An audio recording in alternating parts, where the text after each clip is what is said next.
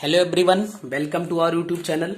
दोस्तों, हम लोग जीआईसी लेक्चरर के प्रीवियस ईयर क्वेश्चन 2010 के क्वेश्चन पेपर को कर रहे थे, जिसमें हम लोगों ने क्वेश्चन नंबर 18 तक कंप्लीट किया है और आज हमें आगे बढ़ना है, यानी क्वेश्चन नंबर 19 से स्टार्ट करना है।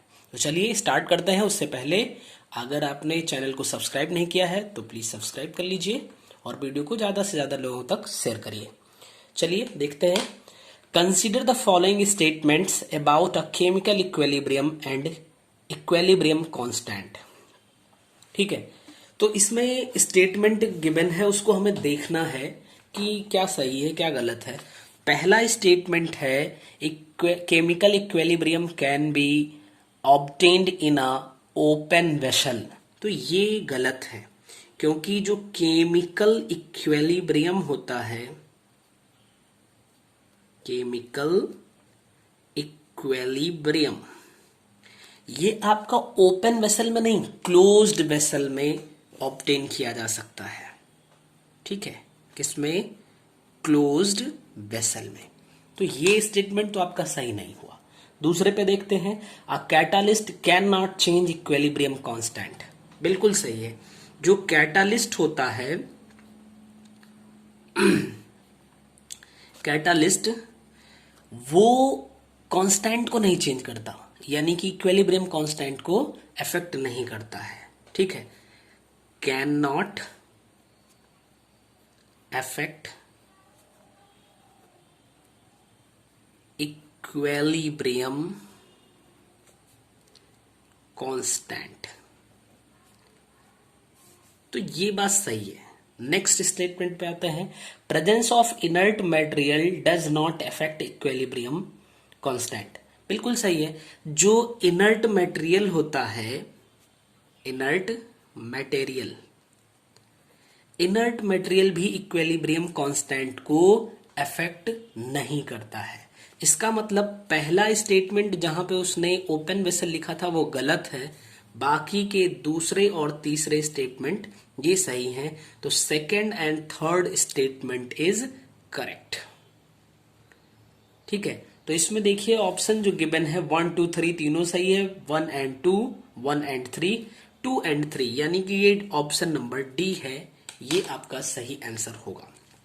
चलिए नेक्स्ट क्वेश्चन पे चलते हैं। नेक्स्ट क्वेश्चन है question number 20। According to question number 20, the number of OH minus ions in 1 ml solution having pH is equal to 4 is। Means हमें क्या करना है, OH minus number of OH minus ions हमें found करना है। हमें given है pH is equal to 4। तो अगर हमें pH is equal to 4 given है, then what we can write? H plus concentration is equal to 10 to the power minus pH लिखते हैं, यानी 10 टू द पावर माइनस 4 हम कर सकते हैं। बोलिए कोई दिक्कत नहीं ना। ये क्या होगा? ये होगा मोल पर लीटर। बोलिए कोई दिक्कत नहीं ना। अब आप समझिए, H plus concentration and OH minus concentration का जो प्रोडक्ट होता है वो 10 टू द पावर माइनस 14 के इक्वल होता है। अगर आप H प्लस की वैल्यू सब्स्टिट्यूट करिए तो ये 10 टू द पावर माइनस 4 यहां जाएगा, तो बन जाएगा OH माइनस का concentration 10 to the power minus 10 mole पर लीटर। बोलिए बन जाएगा ना, कोई दिक्कत नहीं। लेकिन हमें नंबर ऑफ OH माइनस को बताना है, तो ये हमें कंसंट्रेशन तो मिल गया। अब देखिए OH माइनस जो है कंसंट्रेशन, अगर 10 to the power minus 10 mole पर लीटर है, तो 1 मोल इक्वल टू होता क्या है? 1 mole is equal to 2.023 into 10 to the power 23 atoms या आयंस, कुछ भी कह सकते हैं। तो हम यहाँ पे लिख सकते हैं 2.023 इंटू 10 टू द पावर 23 और into 10 to the power minus 10।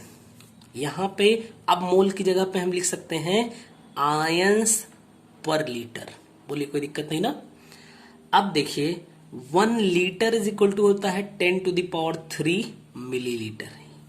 In data का हम यूज कर रहे हैं, तो आप देखिए ये बच जाएगा हमारा 2.023 इंटू, ये 2 नहीं, आई एम सॉरी, ये होता है 6 पॉइंट, मैंने गलत कर दिया था, सॉरी फॉर दैट। ठीक है, तो ये हो जाएगा 10⁻13 आयंस पर लीटर। अब लीटर की जगह पे अगर आप यहाँ पे 10⁻3 ml यूज करिए तो ये 3 ऊपर जाएगा, माइनस हो जाएगा, यानी 6.023 इंटू 10⁻10 आयंस पर मिलीलीटर, ये OH माइनस का कंसंट्रेशन हो जाएगा। ठीक है, और अगर आप यहाँ पे ऑप्शन देखिए तो ये आपका ऑप्शन नंबर डी सही होगा। तो आई थिंक ये इजी क्वेश्चन है, आपको समझ में आ गया होगा, बस यहीं पे थोड़ा सा आपको ध्यान रखना था। चलिए क्वेश्चन नंबर अब 21 के साइड में मूव करते हैं। क्वेश्चन नंबर 21 है, consider the following half cells. तो आपको क्वेश्चन दिख रहा होगा, इसमें हाफ सेल बताना है। तो हम इसको ऑप्शन के अकॉर्डिंग सॉल्व करेंगे। तो ऑप्शन ए में है 1 और 4 के लिए।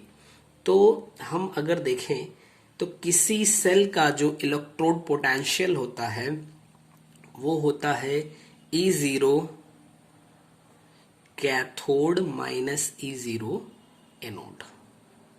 ठीक है, अब अगर हम स्टेटमेंट ए के लिए चलें, यानी कि ऑप्शन ए में E0 सेल फॉर 1 और 4 लिखा है, तो 1 और 4 हम कर देते हैं, 1 और 4 के लिए करेंगे।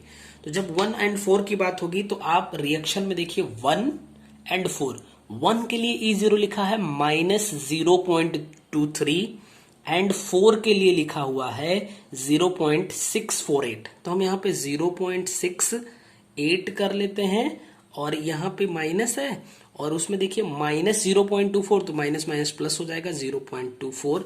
हम इसको लिख सकते हैं 0.92 वोल्ट। बोलिए कोई दिक्कत नहीं ना। ऑप्शन बी में चलिए, तो E0 सेल ये फॉर 2 और 3, 2 और 3 के लिए 2 में देखिए तो 1.25 है और 3 में -1.25, यानी कि 1.25 प्लस 1.25 ये हो जाएगा 2.5 वोल्ट। ऑप्शन सी के लिए अगर आप चलिए तो ऑप्शन सी में है 3 और 4 के लिए, 3 और 4, थर्ड एंड फोर्थ देखिए इसमें भी एक पॉजिटिव, देखिए जब एक पॉजिटिव एक नेगेटिव हो ना तो फटाफट से आप ऐड कर दो। 1.25 प्लस 0.68 दोनों को आप ऐड कर दीजिए तो कितना हो जाएगा, ये 1.93 वोल्ट हो जाएगा। Option D E0 cell for first and third के लिए, तो देखिए फर्स्ट निगेटिव है एंड थर्ड भी निगेटिव है, इसका मतलब -0.24 एंड प्लस 1.25 ये आपका आ जाएगा 1.01 वोल्ट। तो आप देखिए जो सेल का इलेक्ट्रोड पोटेंशियल ये सबसे मैक्सिमम किसके लिए आया है, ये मैक्सिमम आया है 2 और 3 के लिए। तो यही आपका सही ऑप्शन हो जाएगा, यानी ऑप्शन बी जो होगा ये करेक्ट होगा। और आई थिंक ये आपको समझ में आया होगा। ये सेल का इलेक्ट्रोड पोटेंशियल निकालने के लिए बहुत इजी रहता है। चलिए नेक्स्ट क्वेश्चन पे मूव करते हैं, देखते हैं क्वेश्चन नंबर नेक्स्ट, यानी कि 22 number question. When initial concentration of a reactant is doubled in a reaction, its half-life period is not affected. The order of reaction is, देखिए बहुत ही सिंपल सी बात है कि जो T हाफ होता है इसको अगर हम लिखना चाहें तो ये प्रोपोर्शनल होता है A की पावर 1 माइनस n के, ठीक है ना। अब अगर हम यहाँ पे n इज इक्वल टू 1 रख दें, मान लीजिए, ठीक है, अगर n इज इक्वल टू 1 रख देंगे हम तो क्या आ जाएगा, T half proportional to A की पावर 1 माइनस 1 जीरो हो जाएगा। अगर n इक्वल टू हम 0 रखते तो T पावर हाफ ये हो जाएगा प्रोपोर्शनल टू A, यानी कि 0, ये n जो है ये ऑर्डर ऑफ रिएक्शन है, तो अगर 0 ऑर्डर का रिएक्शन होगा तो उसका हाफ लाइफ टाइम जो होता है वो इनिशियल कंसंट्रेशन के प्रोपोर्शनल होता है, यानी उस पर डिपेंड करता है। जबकि अगर n इज इक्वल टू 1 यानी फर्स्ट ऑर्डर के लिए देखेंगे तो यहाँ पे जो हाफ लाइफ टाइम है वो रिएक्टेंट के इनिशियल कंसंट्रेशन पे डिपेंड नहीं करता है, यानी independent of concentration of reactant.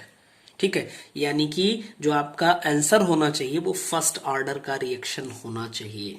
First order reaction होगा जिसका हाफ लाइफ टाइम जो होता है उसके इनिशियल कंसंट्रेशन पे डिपेंड नहीं करता है। ठीक है, तो ये आपका ए ऑप्शन सही होगा। क्वेश्चन नंबर 23 पे चलिए। 23 है, which of the following incorrectly matched. Incorrectly matched कौन सा है ये आपको बताना है। तो फर्स्ट नंबर पे है लियोफिलिक कोलाइड, एंड सेकेंड पे है आपका purification of colloids, purification of colloids. Third पे है हार्डी सूल्जे रूल, एंड फोर्थ पे है टिंडल इफेक्ट। ये चार ऑप्शन है। तो देखिए, लियोफिलिक कोलाइड जो होता है इसको हम प्रोटेक्टिव कोलाइड बोलते हैं, क्योंकि जो लियोफिलिक होता है वो लायोफोबिक का कोगुलेशन रोकता है, इसलिए इसको प्रोटेक्टिव कोलाइड बोला जाता है। प्योरिफिकेशन ऑफ कोलाइड्स, यानी कोलाइडल सॉल्यूशन का प्योरिफिकेशन करने के लिए हम किसका यूज करते हैं, डायलिसिस प्रोसेस का यूज करते हैं। हार्डी सूल्जे का जो रूल होता है ये किससे रिलेटेड होता है, कोगुलेशन से रिलेटेड होता है,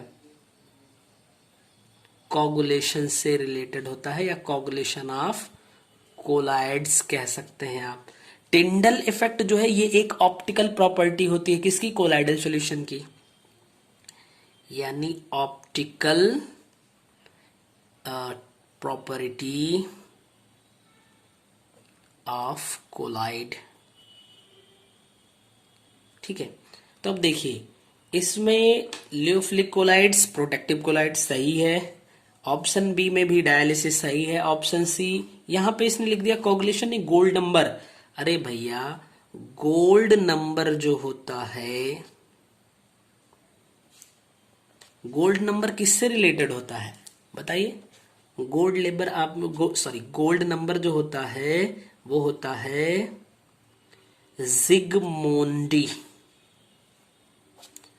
जिगमोंडी महोदय ने इसको बताया था, तो गोल्ड नंबर जो होगा वो जिगमोंडी से रिलेटेड हो जाएगा। और हमें लगता है अभी पीछे किसी क्वेश्चन में हम लोगों ने पढ़ा भी है इसको, तो आई थिंक कि ये सारी चीजें क्लियर हो गई होंगी और आपको आंसर भी पता चल गया होगा। हार्डी सूल्जे का रूल जो है ये गोल्ड नंबर से नहीं कोगुलेशन से रिलेटेड होगा। तो इनकरेक्टली मैच, यही सी ऑप्शन जो है वो इनकरेक्टली मैच है, यहां पे नहीं, ये सही मैंने लिखा है आपके क्वेश्चन में। चलिए नेक्स्ट क्वेश्चन पे चलते हैं, question number 24। 24th number question क्या है, in dissociation of NH3 into N2 and H2 the value of del H will be. देखिए NH3 है, इसका डिसोसिएशन कर दीजिए N2 एंड H2 में, इस रिएक्शन को बैलेंस कर लीजिए, यहां पे हो जाएगा आपका 3H2। ठीक है, बोलिए कोई दिक्कत नहीं ना। अब हमें बताना क्या है, डेल H। अगर हम डेल H देखें तो del H is equal to होता है del E plus del N R T. ठीक है ना। अब ये डेल एन कैसे पता चलेगा, डेल एन जो होता है वो प्रोडक्ट के नंबर ऑफ मोल्स और रिएक्टेंट के नंबर ऑफ मोल्स के डिफरेंस के इक्वल होता है। ठीक है, यानी number of moles of product minus number of moles of reactant. तो यहाँ पे देखिए 314 टोटल 4 हो जाएगा और यहाँ पे हो जाएगा 2, यानी कि डेल एन जो आया वो 2 आया। यहीं पे सब्सटीट्यूट कर दीजिए, del H is equal to del E plus 2RT। यही आपका सही आंसर होगा जो कि ऑप्शन नंबर सी में गिवन है। तो आई थिंक कि ये सारी चीजें आपको अच्छे से समझ में आ गई होंगी। तो आज के लिए इतना ही। नेक्स्ट क्वेश्चन यानी क्वेश्चन नंबर 25 से आगे हम लोग बात करेंगे नेक्स्ट वीडियो में। तब तक के लिए आप सभी लोग स्वस्थ रहिए और बहुत अच्छे से पढ़ाई करते रहिए। Thank you.